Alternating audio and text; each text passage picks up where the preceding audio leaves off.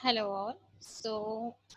Today I'm going to present a video lecture for MSc IT second semester student for the paper data structure. So myself, Dr. Goldie Soni, I am assistant professor at Disha College, Raipur. So in this video lecture, we will deal with unit number 4 and the topic is graph.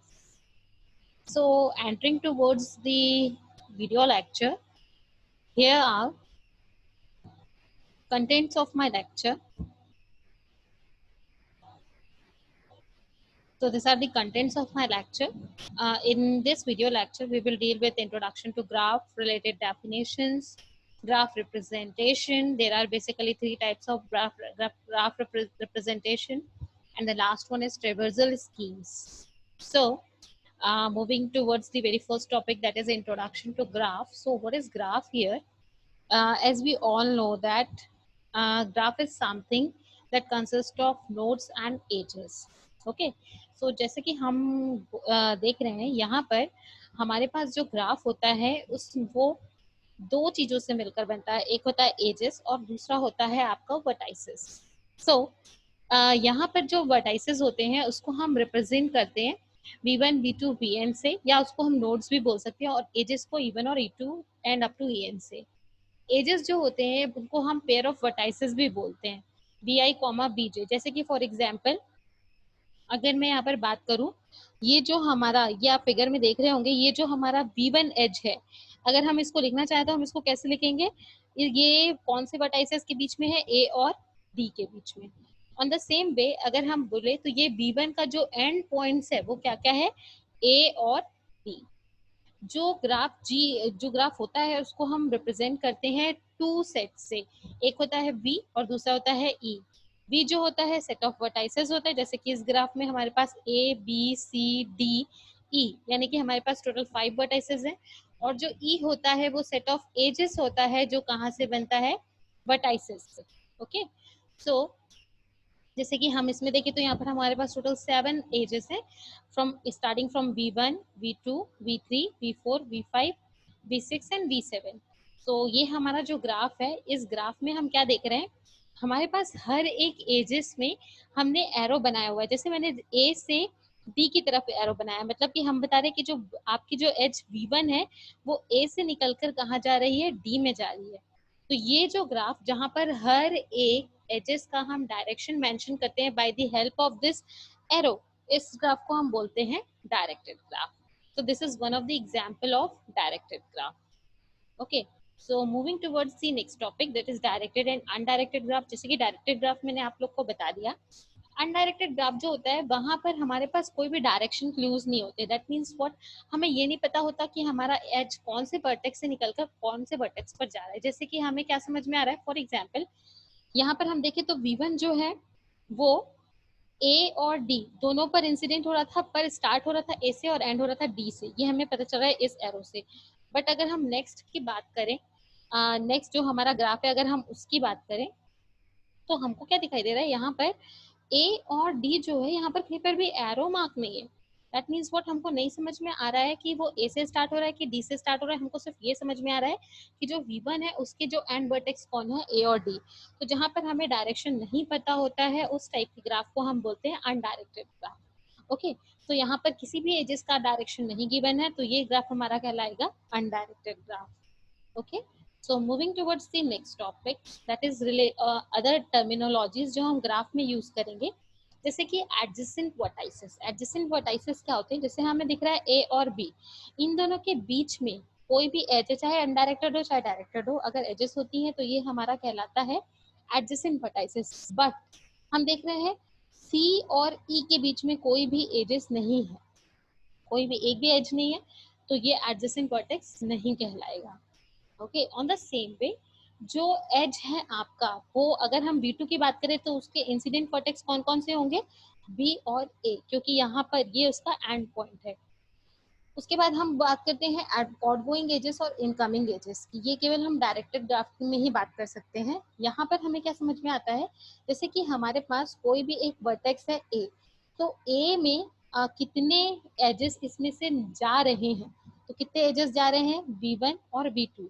तो ये इसके outgoing edges हुए। On the same वे अगर हम बात करें सी की, तो सी में कितने एजेस आ रहे हैं, एरो से हमको समझ में आ सकता है।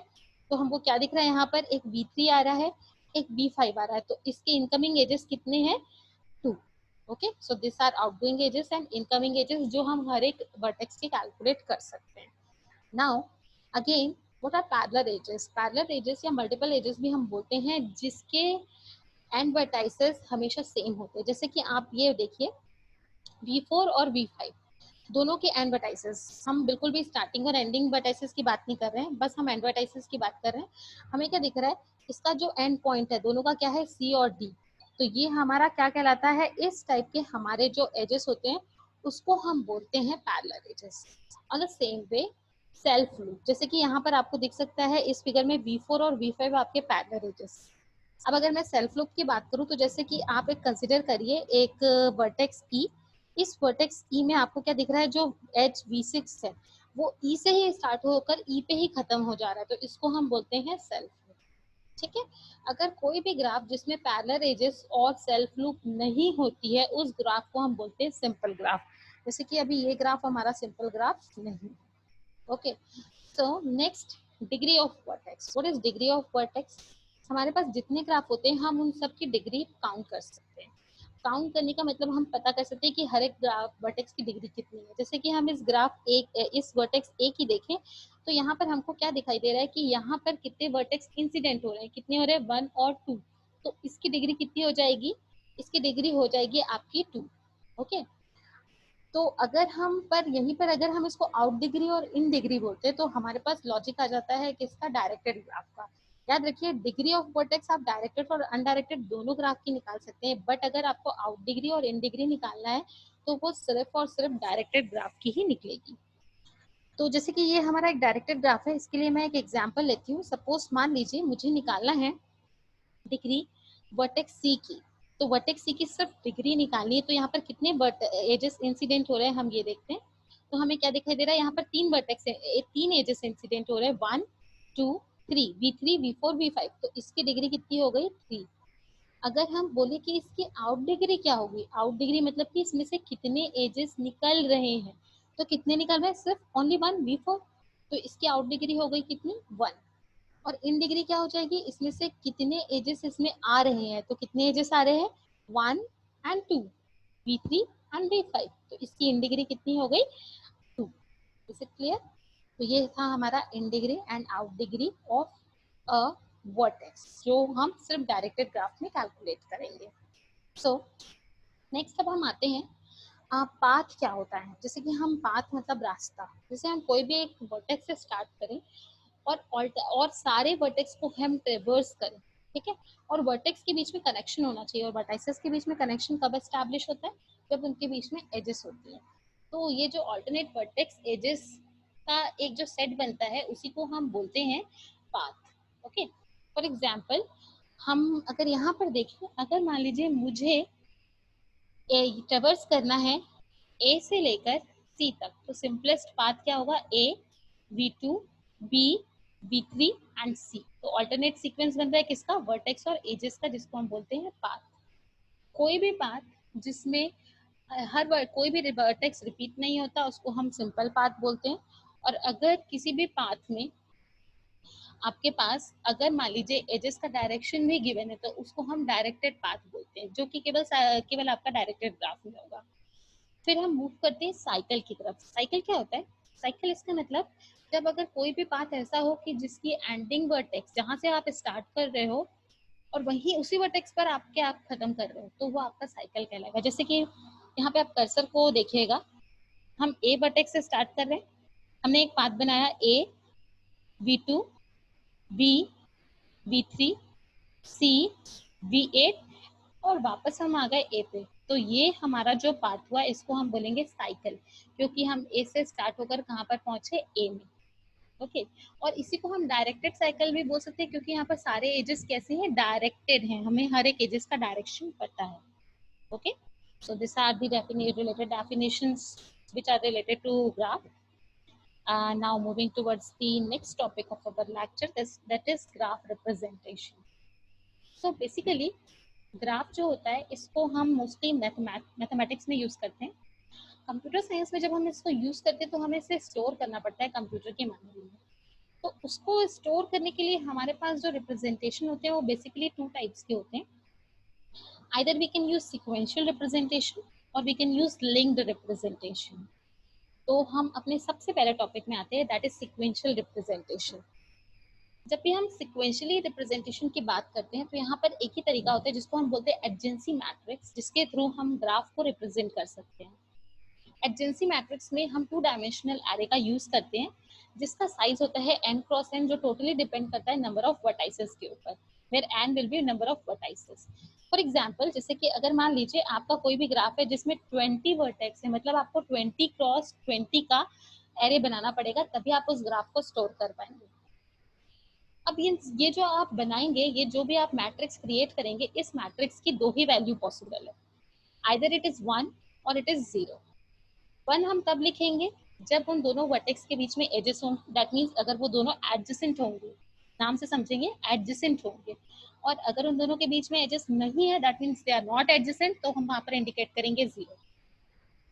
याद रखिए, एक से ज्यादा एजेस होने पर भी हम सिर्फ 1 ही रिप्रेजेंट करेंगे, क्योंकि इस मैट्रिक्स में हम सिर्फ दो ही वैल्यू ले सकते हैं, आइदर 1 और 0। ओके, सो ये ग्राफ को यूज करने के लिए हमें हमेशा स्क्वायर मैट्रिक्स यूज करना है। ये जो ग्राफ होता है अनडायरेक्टेड ग्राफ में हमेशा सिमेट्रिक होता है और डायरेक्टेड ग्राफ में ऐसा जरूरी नहीं। ओके, तो we are going to move towards the example for agency matrix. हम एक एग्जांपल कंसीडर कर रहे हैं जहां पर हम दोनों तरीके का ग्राफ देखेंगे, डायरेक्टेड भी और अनडायरेक्टेड भी। सबसे पहले हम अनडायरेक्टेड ग्राफ की बात करते हैं। तो ये हमारा ग्राफ जो है ये हम अनडायरेक्टेड ग्राफ है। इस ग्राफ में हमें क्या दिख रहा है, कितने वर्टेक्स है, 3 वर्टेक्स। तो हमने क्या किया, हमने एक मैट्रिक्स बनाया, उस मैट्रिक्स के कॉलम्स हेड और रो हेड सब में हमने पूरे वर्टेक्स को लिख लिया, 0 1 2 3 0 1 2 3। उसके बाद हम इसमें वैल्यूज कैसे डालेंगे, देखिए हम चेक करेंगे क्या 0 से 0 के बीच में कोई एजेस है, तो हमने देखा नहीं है, तो हम यहाँ लिखेंगे 0। फिर हम देखेंगे क्या 0 से लेकर 1 तक के बीच में कोई एजेस है, तो हम यहाँ पर चेक करते हैं, हाँ है, तो हम यहाँ पर लिखेंगे 1। अगेन ऑन द सेम वे हम 0 से 2 को टेस्ट करेंगे, 0 से 2 के बीच में कोई भी एजेस नहीं है तो 0। अगेन 0 से लेके 3 तक के बीच में हाँ एक एज है, तो हम यहाँ पर पुट करेंगे 1। ओके, एक और हम देख लेते हैं। हम चेक करते हैं 1 से 0 में, हमने देखा 1 से 0 तक के बीच में हाँ एज है, तो हमने लिखा 1। फिर हम चेक करेंगे क्या 1 से लेके 1 तक में एजेस है, नहीं है, तो हमने लिखा 0। फिर हम 1 से 2 तक के बीच में हाँ एज है, तो हमने यहाँ पर लिखा 1।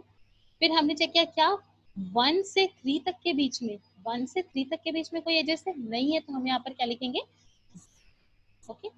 इस तरीके से हम बाकी रिमेनिंग डेटा यहाँ पर फिल करेंगे। ओके, सो ये स्क्वायर मैट्रिक्स है, जितने आपके वर्टेक्स होंगे उतने भी आपको रो और कॉलम क्रिएट करना पड़ेगा। सेम यही कंसेप्ट हम यूज करते हैं डायरेक्टेड ग्राफ के लिए, बट याद रखेंगे कि यहाँ पर हमें एजेस का डायरेक्शन गिवन है, इट मींस हमें पता है कि जो एज है वो कहाँ से स्टार्ट होकर कहाँ पर एंड हो रही है। तो इसके लिए हम क्या करते हैं, हमने स्टार्ट किया, अगेन हमको स्क्वायर मैट्रिक्स क्रिएट करना है, तो हमें दिख रहा है भाई यहाँ पर 4 वर्टेक्स है, तो हमने यहाँ पर 4 वर्टाइसेस ले लिए। अब चारों वर्टाइसेस की करस्पॉन्डिंगली अब हम चेक करते हैं, हम एरो से देखेंगे ना, क्या 0 से 0 में कोई भी एजेस है, हाँ है। 0 से 0 में कोई भी एजेस बिल्कुल भी नहीं है, तो हमने लिखा 0। क्या 0 से 1 की तरफ है, बिल्कुल है, तो हमने लिखा 1। क्या 0 से 2 में है, बिल्कुल है, तो हमने लिखा 1। 0 से 3 में है क्या, बिल्कुल नहीं है, तो हमने लिखा 0। नेक्स्ट हम मूव करते हैं, अब हम 1 से 0 टेस्ट करेंगे ना, 1 से 0 नहीं है, 0 से 1 है, 1 से 0 नहीं है, तो हम लिखेंगे यहाँ पर 0। 1 से 1 में नहीं है, तो हमने लिखा यहाँ पर 0। 1 से 2 में, 1 से 2 में नहीं है, 2 से 1 में है, तो हम फिर यहाँ पर लिखेंगे 0। 1 से 3 में भी नहीं है, 3 से 1 में, तो फिर अगेन हम यहाँ पर लिखेंगे क्या, 0। ओके, अब हम चेक करते हैं नेक्स्ट, क्या 2 से 0 में है, 2 से 0 में नहीं है, 0। 2 से 1 में है, हाँ है, 1। 2 से 2 में है, नहीं है, 0। 2 से 3 में है, नहीं है, 0। अगेन हम चेक करते हैं 3 से।